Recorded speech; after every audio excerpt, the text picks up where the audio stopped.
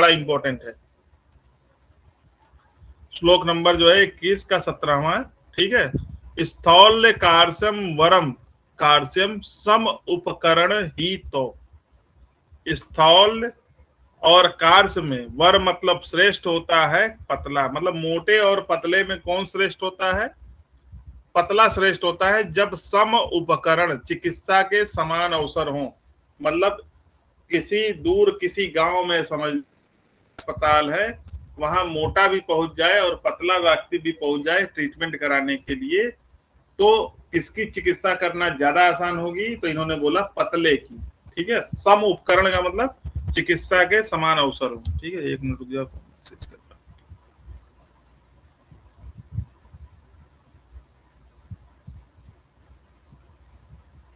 ठीक है, तो क्या करते हैं, ये श्लोक रख दिया जाता है और पूछा जाता है ये किसका श्लोक है, क्योंकि यही स्टेटमेंट जो है वो चरक ने भी बोला है, सुश्रुत ने भी बोला है और वाग्भट ने भी बोला है, लेकिन श्लोक सबके अलग अलग होते हैं। मतलब जो कहने का भाव है कि स्थूल और कृष में किसकी चिकित्सा करना आसान है, तो कृष की, ठीक है। ये तीनों लोगों ने बोला है, लेकिन श्लोक सबके अलग अलग हैं। तो ये तो चरक वाला श्लोक होगा, स्थौल्य कारसम वरम कारसम समुपकरण, तो चरक लगा दोगे। सुश्रुत वाला श्लोक देखो, हिंदी पढ़ना चाहो तो यहां पढ़ लेना, जो बताया वही हिंदी लिखा गया है। सुश्रुत ने क्या बोला है? सुश्रुत का श्लोक पकड़ने के लिए कहने का मतलब वही है, देखो कि अति स्थूल और अति कृष मनुष्य में सदा अति गर्हित माने गए जाते हैं। मतलब स्थूल को ज्यादा मतलब वो माना गया, गर्हित मतलब चिकित्सा करना सही नहीं होता है, लेकिन मध्य शरीर वाले को इन्होंने श्रेष्ठ बोला है, ठीक है।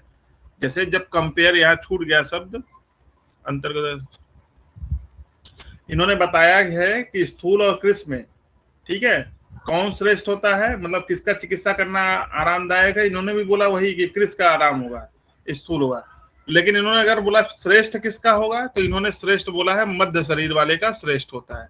तो इनके श्लोक को हम लोग कैसे पहचानते हैं? जैसा ही ये देखोगे ना, स्थूल कृषो नरा ऐसे करके, तो इनके श्लोक को पहचानोगे मध्य शरीर से। इन्होंने मध्य शरीर को श्रेष्ठ बोला है, लेकिन स्थूल और कृष में कंपेयर किया जाए तो इन्होंने भी कृष को ही ज्यादा प्रीफर किया है कि सही होता है, ठीक। उसी तरह वाग्भट ने भी सेम चीज बोला, कार स्थौल्याद, ठीक है, स्थौल्य से श्रेष्ठ है कार्य, ठीक है। तो अब तीनों के श्लोक का भाव तो एक ही है, लेकिन श्लोक अलग अलग है। तो देखो हम लोग ऐसे निकालते हैं कि चरक का श्लोक, जिसका श्लोक स्थौल्य से शुरू है वो चरक का श्लोक है, जिसके श्लोक में मध्य शरीर आ रहा है वो सुश्रुत का श्लोक है, और जो कार्स से स्टार्ट होता है वो वाग्भट का श्लोक है। समझ में आ गया? श्लोक रटने की जरूरत नहीं है, पहचानने की जरूरत है। स्थौल्य कारसम वरम काष्टम, स्थौल्य से स्टार्ट है तो चरक लगा देना है। मध्य शरीर अगर श्लोक में आ रहा है ऐसा कुछ श्लोक, तो वो सुश्रुत का हो जाएगा, और वाग्भट में कार्स से स्टार्ट होगा, कार्स में वो वरम स्थौल्याद, तो ये वाग्भट का श्लोक हो जाता है। हिंदी की मीनिंग सबकी एक ही है, ठीक है। इसी चैप्टर में आपको स्वस्थ की डिफिनेशन मिलेगी, ठीक है, जो कि चरक ने दी है। अच्छा, यहाँ पे छूट गया है, यहाँ सुश्रुत का भी होना चाहिए। सुश्रुत ने क्या बोला है स्वस्थ व्यक्ति की, और कहाँ पे बताया है, यहाँ पे आप लोग ऐड कर लेना। सुश्रुत ने स्वस्थ की डिफिनेशन क्या दी है, किसी को मालूम है? स्वस्थ की परिभाषा और कहाँ पे दी है? पढ़ा चुका हूं मैं सुश्रुत में।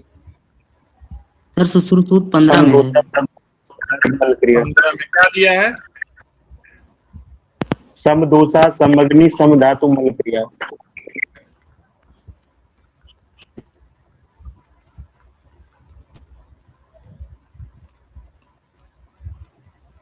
प्रसन्न आत्म इंद्रिय मन,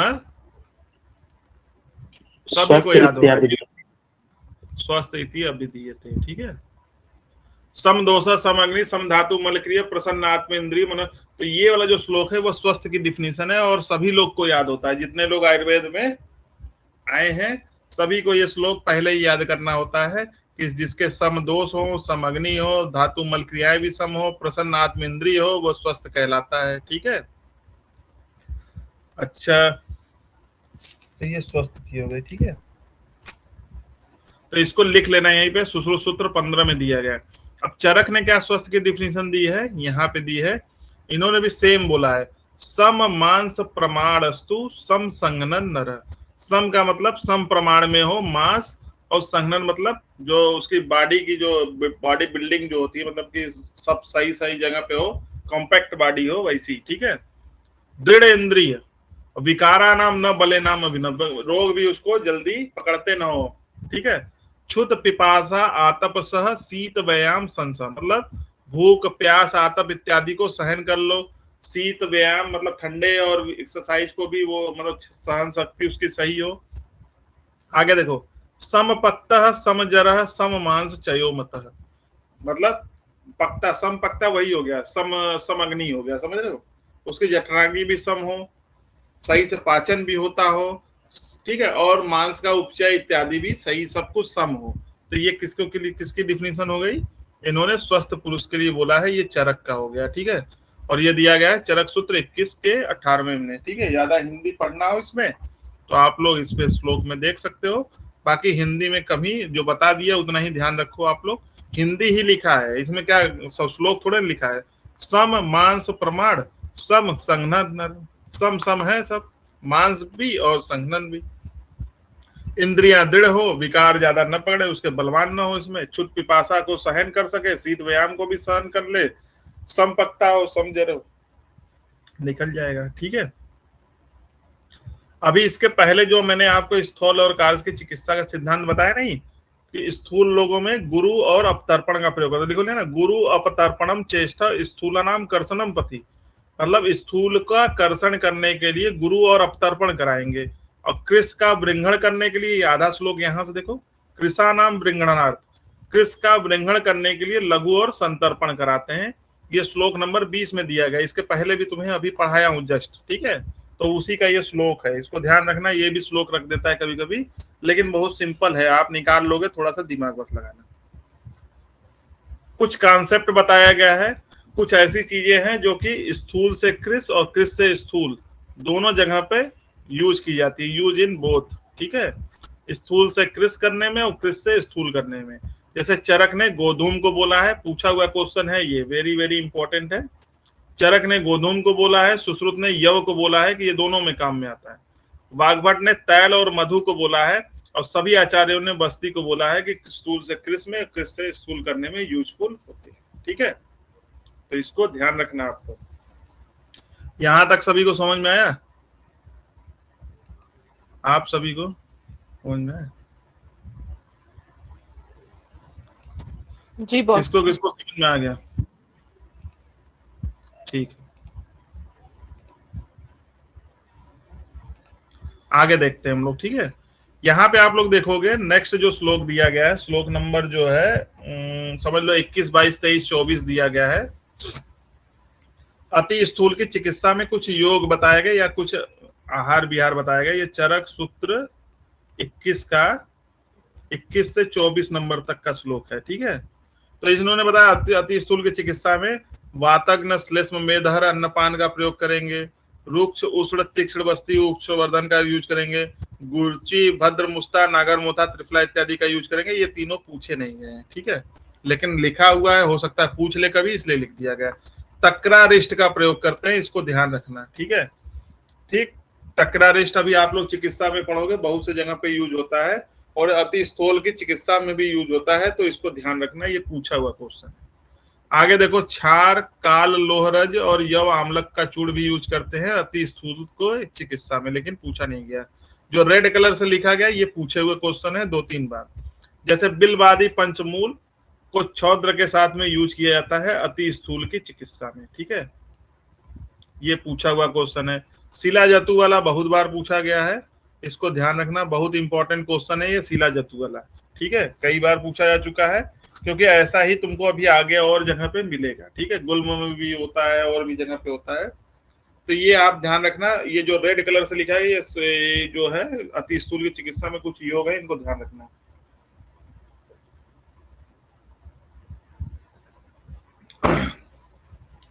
देखो, जो बहुत से लोग हैं ना पानी में शहद डाल के पीते हैं मोटे से पतले होने के लिए प्रातः काल, तो वही बताएगा। देखो, भोजन और पान में मधु उदक का प्रयोग, ठीक है, मधु और उदक, नेक्स्ट आ जाओ, ये श्लोक बड़ा इंपॉर्टेंट है, वेरी इंपॉर्टेंट। श्लोक नंबर कौन सा है? चरक सूत्र 21 का श्लोक नंबर 28 है, ठीक है। देखो लिखा गया, प्रजागरण वयवाय व्यायाम चिंतनानी, ठीक है। प्रजागरण मतलब जागना, वयवाय का मतलब होता है मैथुन, व्यायाम का मतलब होता है एक्सरसाइज, और चिंतन का मतलब किसी चीज की चिंता करना। स्थौल्यम इच्छनम परित्यक्त्यु, जो चाहते हैं, स्थौल्य जो चाहते हैं, परित्यक्त मतलब त्यागना, त्यागने की इच्छा चाहते हैं, स्थौल्य की मतलब जो चाहते हैं कि हम छोड़ दें अपने मोटापा को, वो क्या करें, किसी चीज का टेंशन ले लें, ठीक है। नहीं है काहे टेंशन लेना, ठीक है। सबसे ज्यादा सुखी वही है जिसको किसी चीज की टेंशन नहीं है, ठीक है। ठीक ठीक है, चलो जाने दो, अच्छा ठीक है। तो चिंतनानी, ठीक। तो इन्होंने बताया कि जो चाहते हैं कि मोटापा उनसे दूर हो जाए, वो प्रजागरण वयवाय व्यायाम और चिंतन इनको करना है, लेकिन क्रमेण अभिप्रवर्धेत, इनको क्या करना है, जैसे मान लो कोई 1 घंटा जागते थे तो उसको कहा इन्होंने कि 2 घंटा जाओ, मतलब सो मत दिन उनमें, प्रजागरण, ठीक है। आगे एक्सरसाइज के लिए जैसे मान लो तुम 2 किलोमीटर दौड़ते थे तो धीरे धीरे करके इसको बढ़ाओ। ये जो लाइन लिखी गई ना, क्रमेण अभिप्रवर्धित, ये खूब पूछा गया कि किनको बढ़ाया जाता है, श्लोक रख के पूछा जाता है, हिंदी में रखा जाता है। तो वो हिंदी भी लिखी गई है कि जो व्यक्ति स्थूलता से मुक्त होने की इच्छा रखने वाले हों उनको प्रजागरण वयवाय व्यायाम, ठीक है, और ये चिंतन का मतलब हो गया मानसिक परिश्रम क्रमशः बढ़ाना चाहिए, मतलब इनकी क्वांटिटी धीरे धीरे करके बढ़ानी चाहिए, ठीक है। इंपॉर्टेंट श्लोक है ये। आगे आ जाओ, अति कृष की चिकित्सा, ठीक है। जो दुबले पतले हैं उनकी चिकित्सा कैसे करेंगे? आहार में इन्होंने बताया, देखो ऊख, साली, मांस, गोधूम, गुड़ व कृतम, मतलब कफवर्धक आहार विहार दिया जा रहा है। ये सब पूछा नहीं गया है कभी, ठीक है। नेक्स्ट आ जाओ, स्निग्ध ऊर्ध्वर्तन करेंगे, स्नान, गंध मारने का प्रयोग करेंगे, सफेद कपड़ा उपड़ा पहनाएंगे, एक्सरसाइज। ये श्लोक रख के पूछा जाता है क्योंकि ये श्लोक बड़ा खतरनाक होता है। यथा कालम दोषाणाम अवसेचनम, ठीक है, जब जब समय हो उसके दोषों का अवसेचन कराओ। ये श्लोक रख दिया जाता है, लोग सोचते हैं कि अरे वो तो खुद ही दुबला पतला है, उसमें हम लोग संशोधन क्या करवाएंगे, मोटे में संशोधन कराना चाहिए। मोटे में कहीं उन्होंने संशोधन नहीं लिखा, लेकिन कृष वाले में इन्होंने लिखा यथा कालम दोषाणाम अवशोचनम, ठीक है, और वस्ती इत्यादि का प्रयोग करते हैं। ये श्लोक रख दिया जाता है। ये श्लोक बड़ा इंपॉर्टेंट होता है, वेरी वेरी इंपॉर्टेंट। पूरा श्लोक ये होता है, शुक्ल वासो यथा कालम दोषाण, सफेद कपड़ा पहनेंगे और समय आने पर उसका संशोधन कराते हैं, अवसेचन कराते हैं, ठीक है। ये श्लोक बहुत इंपॉर्टेंट है। और आपको ऑप्शन वहां पे अति स्थूल भी रहेगा, अति कृष भी रहेगा। जो नहीं पढ़ा रहेगा, जो मेरी बातों को भूल जाएगा, वो अति स्थूल एकदम से लगा के चला आएगा और खुश रहेगा कि मैंने तो सही किया है, और उसका 1/3 कट जाएगा, ठीक है। और अति कृष इसका सही नंबर है। फिर से मैं बता दे रहा हूं, ठीक है। देखिए, कोई भी एग्जाम हो, आपका सिलेक्शन आपके सब्जेक्ट से ही होता है, ठीक है। तो अपने सब्जेक्ट पे कमांड रखिए और अपने ऊपर कमांड रखिए, ठीक है। दूसरा, पारीख के क्वेश्चन आपको लगाने हैं, चाहे आए जाना है। रोज 500 क्वेश्चन कम से कम लगाइए। पारीख बॉस पढ़ा रहे हैं उसको पढ़िए, बाकी संहिता और छोटी सब्जेक्ट जो पढ़ाया जा रहा है उसको पढ़िए। क्वेश्चन जरूर लगाना है पारीख के, ठीक है। बाकी दूसरा कोई गाइड लगाने की जरूरत नहीं है, ठीक है। लगाइए, खुद समझ में आएगा कुछ दिन के बाद में, ठीक है, कि क्या चीज है वो।